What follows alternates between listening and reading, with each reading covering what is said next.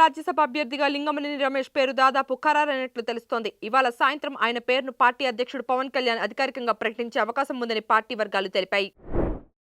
హైదరాబాద్లోని గండిపేటలో విలువైన ప్రభుత్వ భూములు కాజేసేందుకు నకిలీ జీవోలు సృష్టించిన కేసులో వైసీపీ మాజీ ఎమ్మెల్యే బొల్లా బ్రహ్మానాయుడును ఇవాళ పోలీసులు అరెస్టు చేశారు. పాలమూరు రంగారెడ్డి ప్రాజెక్టు పనులను త్వరితగతిన పూర్తి చేసి ఉమ్మడి మహబూబ్ నగర్ జిల్లాకు సాగు, త్రాగునీరు అందిస్తామని తెలంగాణ ముఖ్యమంత్రి రేవంత్ రెడ్డి స్పష్టం చేశారు. నైరుతి రుతుపవనాల ప్రభావంతో రాబోయే వారం రోజుల్లో తెలంగాణలో భారీ వర్షాలు కురిసే అవకాశం ఉందని వాతావరణ శాఖ తెలిపింది.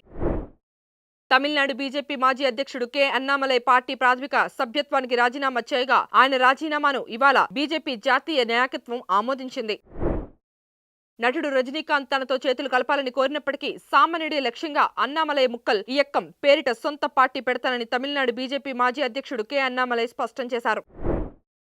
ఇరాన్ డ్రోన్ దాడి కారణంగా ఒమన్లోని మినా అల్ ఫహల్ ఆయిల్ టెర్మినల్లో భారీ పేలుడు సంభవించడంతో అధికారులు అక్కడ చమురు లోడింగ్ ప్రక్రియను తాత్కాలికంగా నిలిపివేశారు. సుఖోయ్ Su-57 యుద్ధ విమానాలను భారత్తో కలిసి సంయుక్తంగా అభివృద్ధి, ఉత్పత్తి చేసేందుకు రష్యా సిద్ధంగా ఉందని అధ్యక్షుడు వ్లాదిమిర్ పుతిన్ ప్రకటించారు. ఛత్రపతి శివాజీ మహారాజ్ చిత్రం ఉన్న టీషర్ట్ ధరించి రీల్స్ లో డాన్స్ చేయడంపై నెటిజన్ల నుంచి తీవ్ర విమర్శలు రావడంతో నటుడు రితేష్ దేశ్ముఖ్ బహిరంగ క్షమాపణలు చెప్పారు. నార్వే చెస్ టోర్నమెంట్లో డి గుకేష్ పై భారత యువ గ్రాండ్ మాస్టర్ ఆర్ ప్రజ్ఞానంద సంచలన విజయం సాధించి పాయింట్స్ టేబుల్లో 2వ స్థానానికి దూసుకెళ్లారు. టీమిండియాకు వరల్డ్ కప్ అందించిన సూర్యకుమార్ యాదవ్ ను ప్రస్తుతం కెప్టెన్సీ నుంచి తప్పిస్తే తప్పుడు సంకేతాలు వెళ్తాయని మాజీ చీఫ్ సెలెక్టర్ ఎంఎస్కే ప్రసాద్ అభిప్రాయపడ్డారు. Please subscribe to the channel and download the Politicos app from the links in the description.